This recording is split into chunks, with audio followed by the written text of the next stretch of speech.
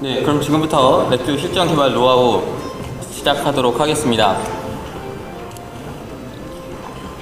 아까 저는 됐죠? 네, NA 강사 박진우라고 합니다. 반갑습니다. 아까 제가 전전 세션에서 OP 과정 좀 설명을 드렸는데요. 제 시간이 너무 짧다 보니까 약간 좀 제가 당황했습니다. 한 반 정도 설명했나 했는데 갑자기 5분 남았다고 하시더라고요. 그래서 제가 되게 깜짝 놀라서 뒤쪽을 조금 급하게 마무리한 부분이 있었는데요.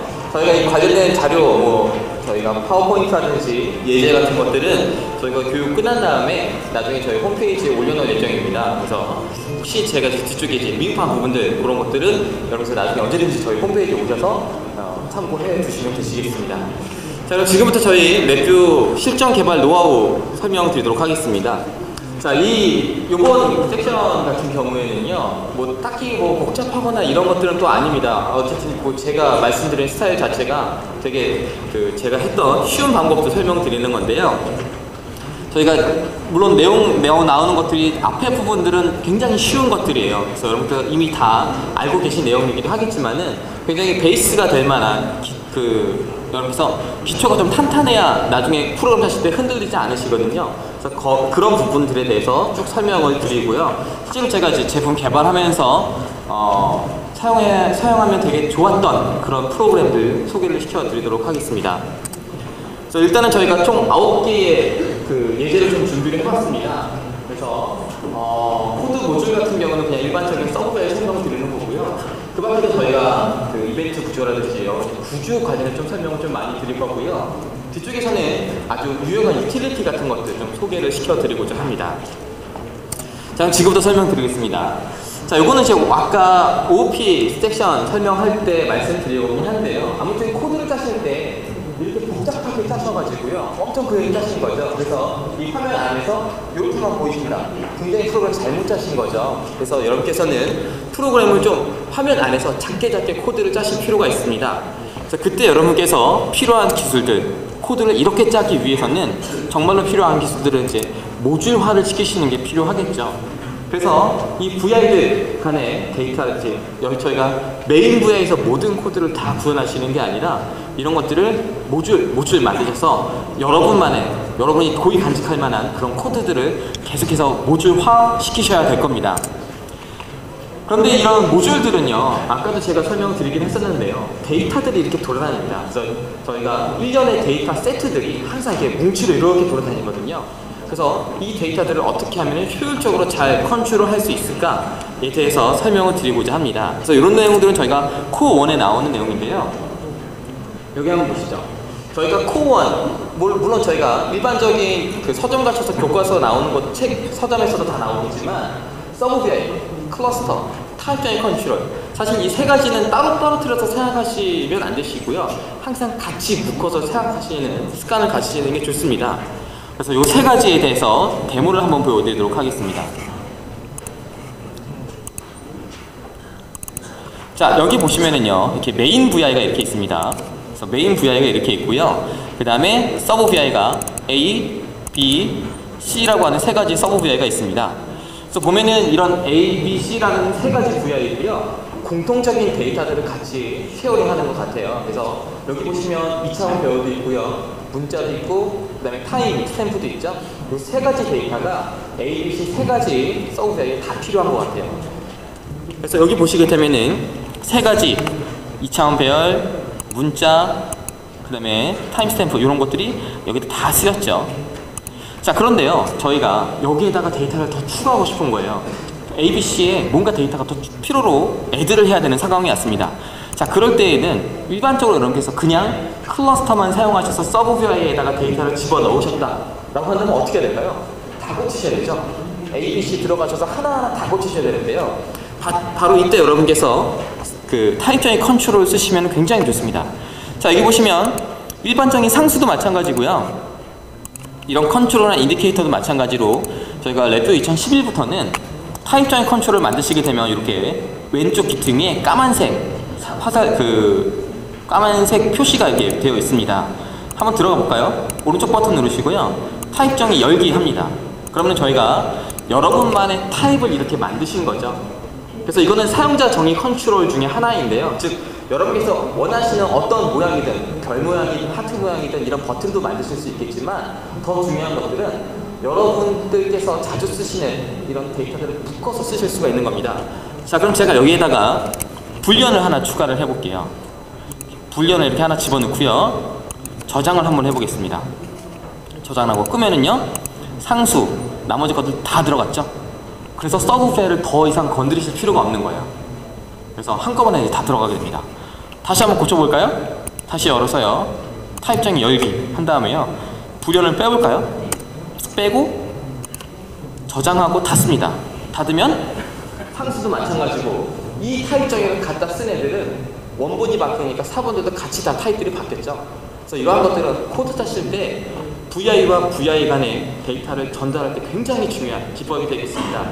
그래서 아마 그냥 학교에서 개발을 하시거나 연구소에 계신 분들은 이런 타입장애 컨트롤 같은 경우는 간과하시고 많이 넘어가셨을 거예요. 그래서 이런 것들은 여러분께서 아주 베이스적인 요소이긴 하지만 꼭 여러분께서 간직하셔야 될 내용이라서 제가 이 세 가지를 묶어서 설명을 드렸습니다. 자, 그래서 다시 한번 정리를 해드릴게요. 여러분께서 서브 VI 많이 쓰실 때 서브 VI에다가 데이터를 전달하실 때 쓰시는 거는,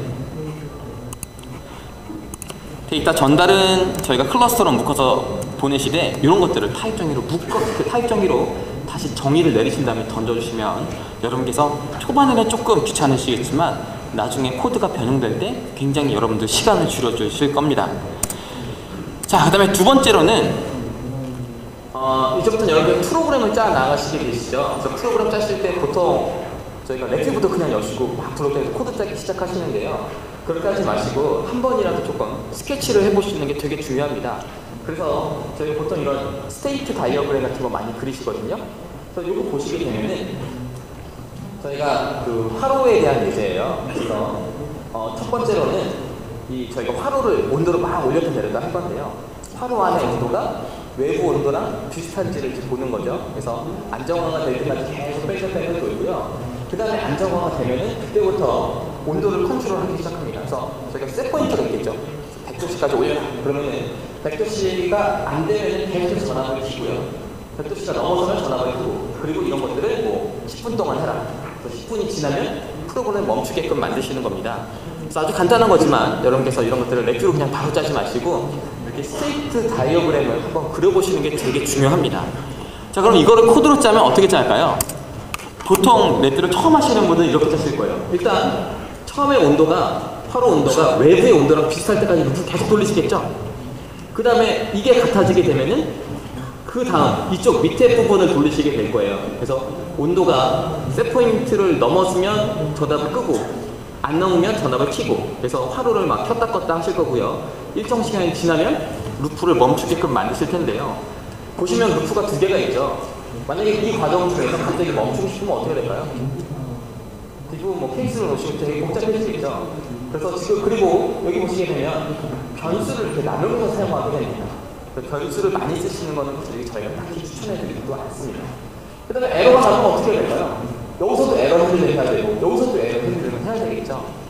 그래서 여러분께서 이런 프로그램을 개발하실 때에는 스테이트 머신이라고 하는 구조를 이용하시면 가장 좋습니다. 이것도 이제 저희 전문교육과정 코어에서 나오는 과정인데요. 스테이트 머신이라고 해서 별도의 특별한 기능이 있는 건 아닙니다. 그냥 와일드를 놓으시고 시프트 레지스터를 놓으시고 여기에 케이스 구조가 넣으시면 돼요. 그래서 여기서 원하시는 코드를 넣고요. 그 다음 행선지를 뒤쪽에다 해주시는 거예요. 코드 넣고 다음 행선지 이렇게 해서 케이스를 만드시면 되시겠는데요. 아까 그 스테이트 다이어그램이랑 같이 비교를 해서 보시겠습니다. 자, 보시면 5가지의 상태가 있습니다. 외부 온도랑 비슷한지 보시는 것도 있고요. 오븐의 온도를 측정하는, 그러니까 셋포인트까지 도달하는지 측정하는 것도 있고요. 전압을 켜고 끄고 시간 확인하는 총 5가지의 스테이트가 있죠. 그럼 케이스를 만드신 다음에 5가지 케이스를 그냥 만드시면 돼요. 그리고 각 가지 케이스 안에다가 요 각각의 코드를 집어넣으시면 됩니다. 그리고 나서 이 뒤쪽에 보시게 되면 다음 행선지를 가리키는 거죠. 만약에 시간이 흘렀으면 시간하기로 하고 아니면 뭐 5분 정도 시간하거나 이런 식으로 해서 여러분께서 코드를 넣고 다음 행선지 넣고 코드 넣고 다음 행선지 넣고 이런 식으로 프로그램을 짜보시면 되시겠습니다. 자, 그러면은 제가 이렇게 해서 그 데모를 한번 보여드리도록 하겠습니다.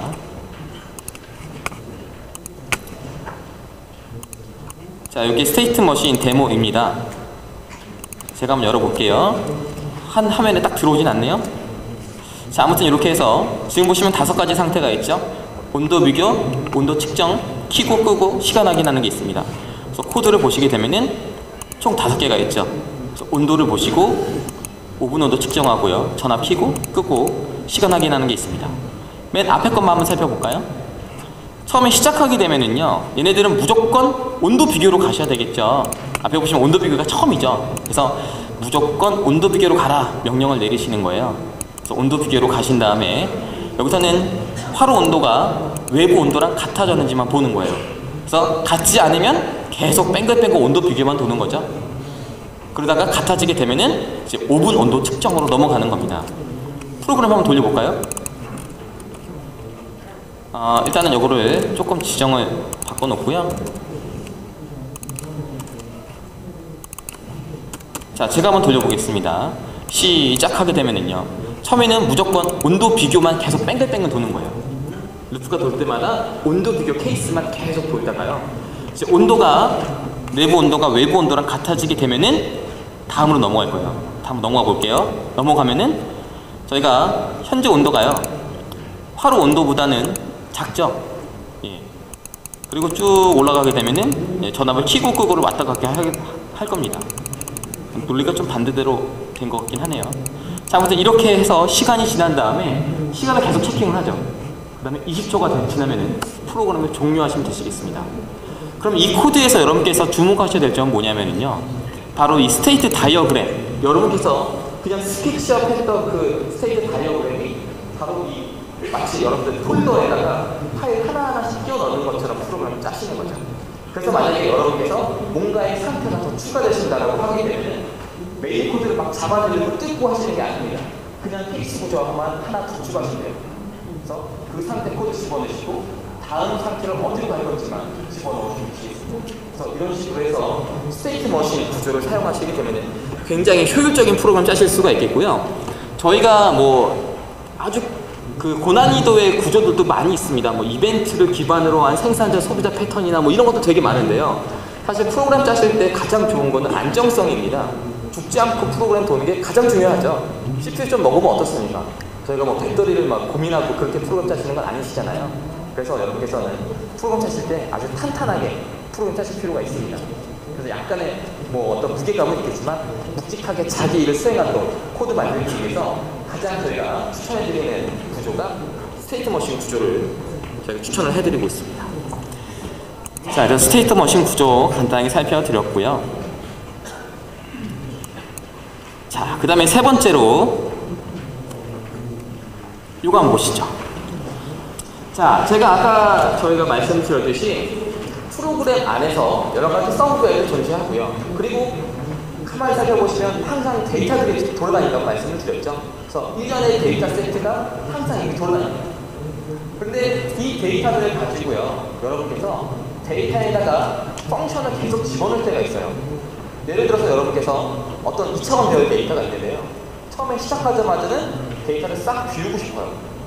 그러다가 저희가 어떤 특기값을 집어넣으라 하면은 그 2차원 배열에다가 뭐 사인파나 사각파 이런 것들을 막 집어넣고요, 이거 제너레이션을 해라. 그러면은 그 데이터를 읽어서 한 포인트씩 또 시프팅해야 될 필요도 있습니다.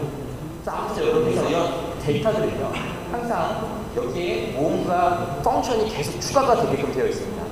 그런데 저희는 이제 이걸 하고 싶은 거죠. 메인 VI에서 데이터에다가 여러 가지 집어넣는 펑션들, 이걸 하기 싫은 거예요. 메인 VI 좀 깔끔했으면 하는 거죠. 그래서 이 데이터랑 기능이랑 같이 묶어서 사용하고 싶은 겁니다. 그래서 메인 VI에서는 데이터와 관련된 펑션들은 처리하기 싫은 거죠. 그래서 그렇게 하기 위해서 여러분께서 이런 것들을 사용하실 수가 있습니다. 기능적 글로벌 변수라는 걸 사용하실 수가 있어요. 그래서 영어로는 펑셔널 글로벌 베리어블이라고 얘기를 합니다. 그래서 여기 보시면 이런 것들이 있죠. 데이터가 있는데 리셋하고 싶고, 데이터에다가 초기화하고 싶고, 데이터에다가 쓰고 읽고 하고 싶다. 이런 기능들을 그냥 데이터 플러스 기능들을 묶어놓고 싶은 겁니다. 자, 그래서 이 기능적 글로벌 변수를 만드시게 되는데요. 기능적 글로벌 변수는 또 어려운 막 특별한 구조는 아니에요. 어떤 구조로 되어 있냐면요. 일단 while 루프 이렇게 하나 만드세요. 그리고 while 루프는 무조건 한 번만 돌고 멈추도록 트루 값을 함수로 집어넣습니다. 자, 그 다음에 시프트 레지스터가 되게 중요한데요. 시프트 레지스터는 초기화하지 않으시면 항상 호출했을 때 그 데이터가 여기 계속 남아있죠. 이게 바로 메모리 역할을 할 거예요. 그래서 초기화하시면 절대 안 되십니다. 자, 여기다가 데이터를 집어넣으신 다음에요. 그 다음에 이 시프트 레지스터를 가지고 아무것도 안 하시게 되면 사실 그냥 그걸 쓰시는 거랑 똑같아요. 그렇죠? 그런데 여기에다가 이제 바로 케이스 구조를 집어넣으시는 겁니다. 그래서 케이스 구조와 열거용 함수를 이용하셔가지고요. 저 열거용 함수에다가 내가 지금 이 데이터에다가 추가하고 싶은 펑션들을 리스트업 하시고요. 그 코드들을 바로 이 케이스 구조 안에 막 집어넣으시는 거죠. 그래서 이 데이터에다가 초기화하고 싶어요, 쓰고 싶어요, 읽고 싶어요. 이런 것들을 이 케이스 구조 안에다가 일목요연하게 따닥따닥 집어넣으실 수 있습니다. 그래서 데이터와 관련된 코드들은 그냥 이 VI 안에서만 다 처리하고요. 메인 VI는 그냥 너 초기화해, 뭐해, 명령만 주게끔 만드시는 거죠. 그래서 이렇게 만드시는 게 바로 기능적 글로벌 변수가 되겠는데요. 초반에 기능적 글로벌 변수 설명드리면 되게 어려워하세요. 그래서 여기서도 마찬가지로 데모를 열어서 간단하게 한번 보여드리도록 하겠습니다.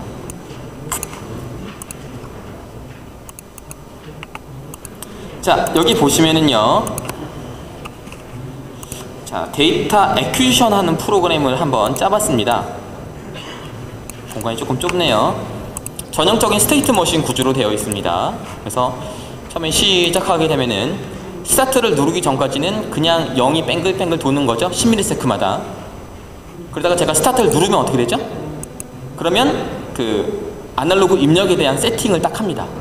그 다음에 플러스 1 무조건 하니까 요거 살짝 돈 다음에 그 다음에 바로 읽기로 넘어가죠. 그래서 읽기에서는 저희가 스탑 신호를 주기 전까지는 계속해서 또 계속 읽고 있고요. 저희가 스탑 신호를 주게 되면 마지막으로 이렇게 종료를 하게 됩니다. 제가 한번 돌려보겠습니다. 스타트 누르면 데이터 받고 멈추고 받고 멈추고. 그래서 원래 저희가 프로그램 짜실 때 보통은 이렇게 하시죠.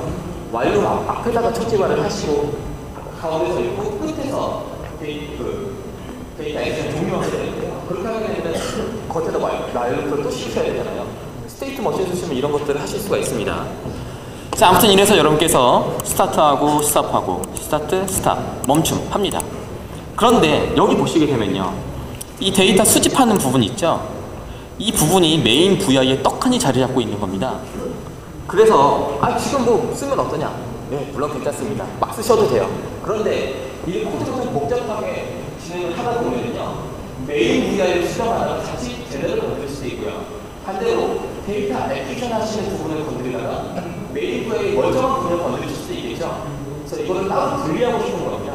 그래서 지금 제가 선택한 부분이죠. 이거를 기능적 글로벌 변수 제가 한번 만들어 보겠습니다. 자, 이걸 닫고요.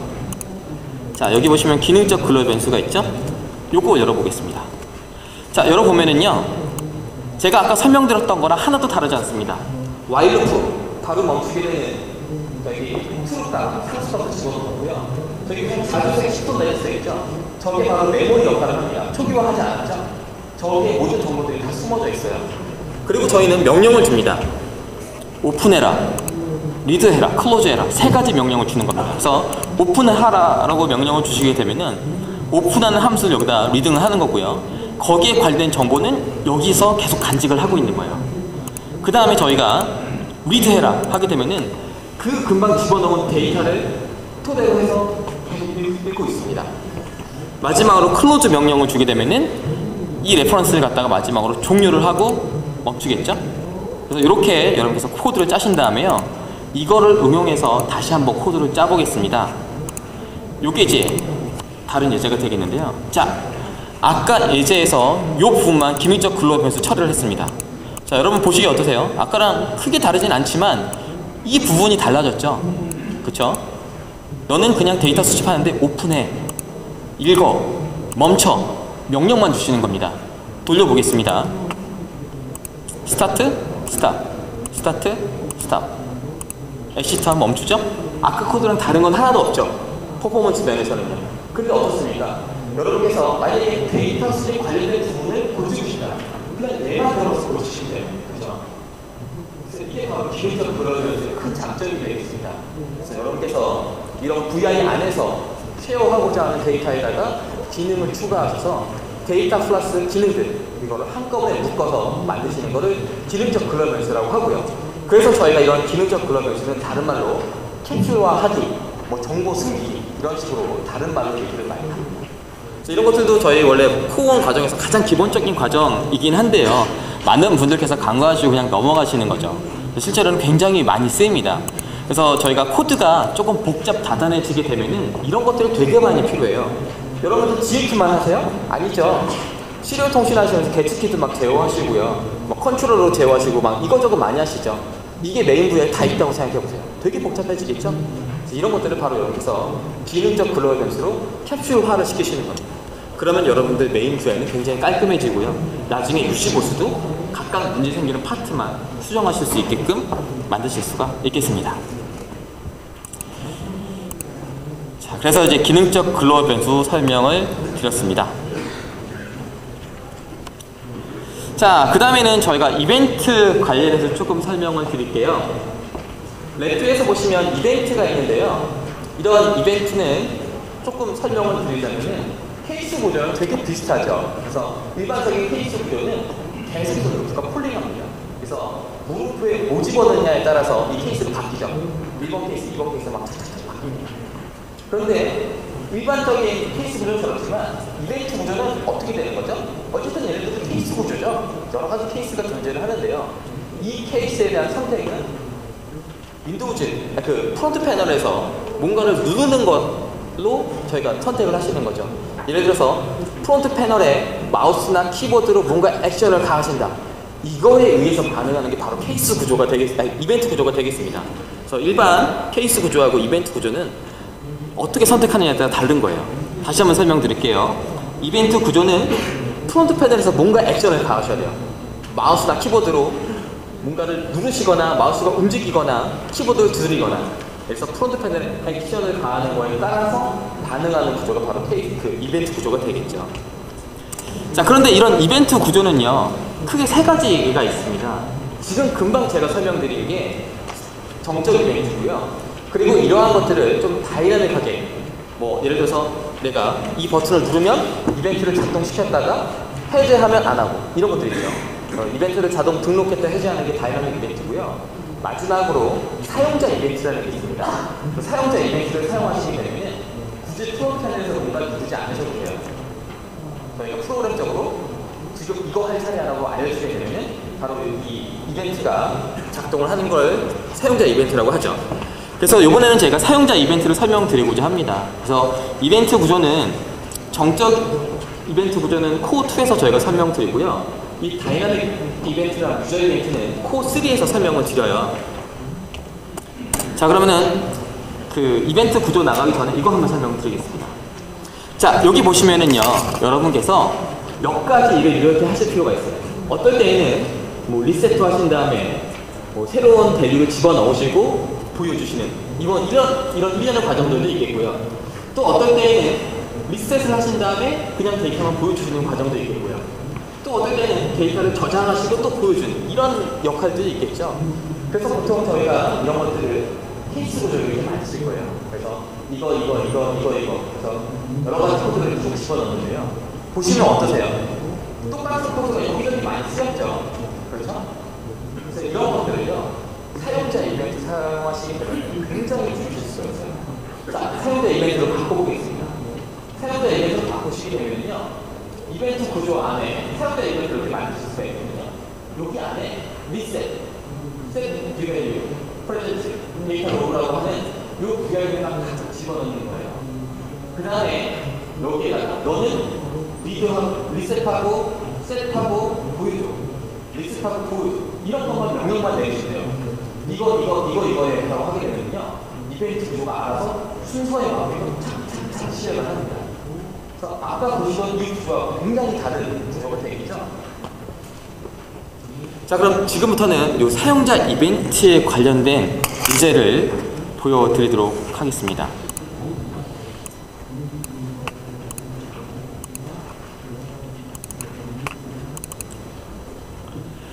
자, 제가 여기서 보여드릴게요. 자, 코드를 좀 보여드리면요, 이렇게 되어 있습니다. 사용자 이벤트는 조금 복잡하죠. 그래서 사용자 이벤트를 사용하시기 위해서는 처음에 다이나믹 턴원이라는 걸 좀 만드셔야 돼요. 다이나믹 턴원이라는 걸 만드시고요. 요거는 동적 이벤트를 만드시는 거예요. 여기까지 가시면 정적이 아니라 동적 이벤트가 되는 거고요. 여기에다가 뒤로 뭔가를 더 붙여주시게 되면 이게 바로 사용자 이벤트가 되겠습니다. 사용자 이벤트는 이런 것들을 거의 저희가 어떤 패턴화시켜서 많이 쓰거든요. 그래서 저도 프로젝트 할 때 아예 이런 것들 그냥 만들어 놓고 그냥 갖다 씁니다. 그래서 여기에서는 뭐 어렵게 보이실 수 있는데요. 제가 몇 가지만 설명을 드릴게요. 사용자 이벤트 별거 아니에요. 원래 사용자 이벤트는 프론트 패널에서 뭔가를 건드려야지만 제가 작동하는 게 일반적인 이벤트죠. 그런데 사용자 이벤트는 여기다가 값을 주시면 돼요. 그래서 여기 저희 그 사용자 이벤트 안에다가 많은 케이스 구조를 이렇게 만들어 놓는 거예요. 그래서 이니셜라이즈, 컨피그레이션, 뭐 A, B, C, 그다음에 에러, 엑시트 이런 여러 가지 케이스 구조를 미리 만들어 놓고요. 여기에서 이거 하고 이거 해줘 명령만 내리면 사용자 이벤트가 알아서 순서대로 작동을 하는 겁니다. 그래서 여기 한번 보시죠. 제가 먼저 프로그램 한번 돌려보겠습니다. 돌리면은 무조건 시작하자마자 이니셜라이즈하고 컨피그레이션 해라 라고 명령을 줬죠. 정말로 작동하는 제가 보여드릴게요. 그러면은 시작하자마자 이니셜라이즈가 됐죠. 두 번째로 컨피그레이션을 했습니다. 자, 그 다음에는요, 여기 보시면 ABC 프로그램을 넣어놨죠. 물론 여기다는 대화 상자가 아니라 여러분께서 원하시는 코드를 집어넣으시면 되세요. 자, 그 다음에는 저희가 여기에다가 ABC라는 버튼을 누르게 되면요, A 일하고 B 일하고 C 일해야 돼 라고 명령을 이렇게 쌓아 놓는 겁니다. 혹은 저희가 여기 두 번째 보시면은 C랑 CA라고 하는 버튼을 누르게 되면 C를 호출한 다음에 그 다음에 A를 호출해줘 라고 하는 거죠. 자, 이렇게 코드를 보셨고요. 제가 한번 돌려볼게요. ABC를 눌러보겠습니다. 딴 누르게 되면은 A 코드 진행하고요, B하고 C하고, 그렇죠? C를 눌러보겠습니다. C 누르시게 되면은 C 했다가 A 했다 이렇게 진행이 되죠. 그리고 그 밖에도 아주 다양하게 사용하실 수가 있어요. 예를 들어서 보통 저희가 프로그램 짤 때 보면은요, 위에는 어떤 메뉴에 반응하거나 사용자 인터페이스에 반응하도록 만드는 그런 이벤트 구조를 넣으시고요. 실제 실험하는 것들, 데이터 액티시하는 것들을 밑에다가 스테이트 머신 구조를 많이 돌리시거든요. 근데 밑에서 스테이트 머신 구조를 돌리다가 갑자기 에러 뜰 때 있죠. 에러 뜰 때는 무조건 저희가 이 코드를 보시게 되면 다음 행선들 여기서 결정하는 거죠. 그런데 에러가 나면 무조건 다른 행선으로 가라 이럴 수 명령을 주실 수가 있습니다. 그래서 앞뒤에다가 이런 스테이트와 상관없이 미련적으로 작용하는 것을 만드실 수가 있는데요. 그 얘기가 들었습니다만 어쨌든 밑에 스테이트 머신 구조에서 에러가 났다. 그러면 그 에러를 여기다 던져주는 겁니다. 그러면 이때는 에러가 또 발생을 해요. 지금은 저희가 에러를 또 굳이 발생하기가 좀 어려워서 버튼을 만들었거든요. 제가 한번 돌려볼게요. 그래서 에러 하게 되면 또 에러가 도는 거죠. 그래서 이 이벤트 구조 중에서도 특히나 저희가 사용자 이벤트 같은 경우에는 저희가 많이 사용하는 어떤 모듈 같은 것들이죠. 그래서 모듈을 여기다 일목요연하게 케이스를 쭉 만드셔가지고 집어넣어 놓으시는 거예요. 그 다음에 사용자 이벤트한테 순서를 주시는 거죠. 이거 해줘 라고 명령만 주면은 얘네들을 집어넣는 그 순서에 맞게끔 탈탈탈 호출하면서 보여주는 구조가 바로 사용자 이벤트 구조가 되겠습니다. 되게 좀 신선하죠. 그래서 사용자 이벤트 같은 경우에는 단순하게 어떤 저희가 명령을 줘서 돌린다라는 그런 개념이긴 한데요. 응용하시게 되면 굉장히 쓸모가 많아요. 예를 들어서 하나만 더 설명해 볼까요? 저희가 프로그램을 나중에 짜시게 되면은 이렇게 짜시게 돼요. 프로그램을 종료하는 방법들이 여러 가지가 있을 수가 있습니다. 예를 들어서 버튼을 누르면 종료하게끔 만드실 수도 있고요.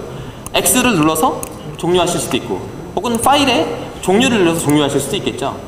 그러면은 그거 여기다가 케이스 구조 다 만드실 거예요. X 눌렀을 때 멈춰라, 버튼 눌렀을 때 멈춰라, 파일에서 메뉴 눌렀을 때 멈춰라 하실 필요가 없겠죠.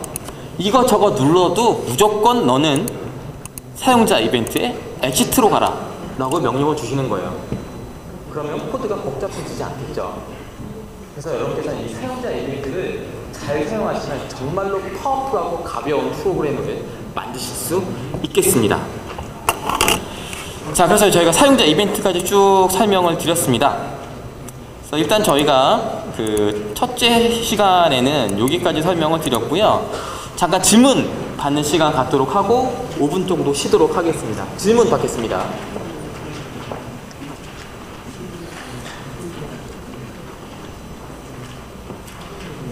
네, 질문 없으신가요?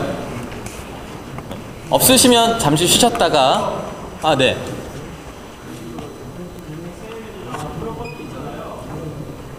프로퍼티요? 예. 창조 같은 거 있지 않습니까? 예, 창조요. 창조를 열었을 때 꼭 창조 단계를 해야 되는 예. 창조 단계요. 사실은 안 하셔도 됩니다. 네. 굳이 안 하셔도요. 그게 이제 두 가지 방법이 있어요. 뭔가 창조를 열었을 때 이거를 걔한테 그냥 맡겨버리는 방법도 있고요. 아니면 내가 닫아주는 방법도 있는데요. 그건 이제 동기를 맞출 거냐 안 맞출 거냐 그런 차이점이 있습니다. 예를 들어서 저희가 오토 디스포즈라는 옵션이 따로 있거든요. 창조 같은 거 여실 때. 그래서 오토 디스포즈를 해주시게 되면은 권한을 그냥 걔한테 넘기는 거예요. 그래서 그때는 안 닫아주셔도 되겠고요. 일반적으로 그냥 닫아주시는 게 맞죠. 근데 그거는 케이스마다 좀 달라서요. 테스트를 해보셔야 될 텐데 보편적으로는 그냥 크게 닫지 않으셔도 메모리가 막 크게 증가하거나 그런 일은 없습니다. 자, 그다음에 질문 없으시면요 잠시 쉬셨다가 40분에 나머지 마지막 세션 나가도록 하겠습니다.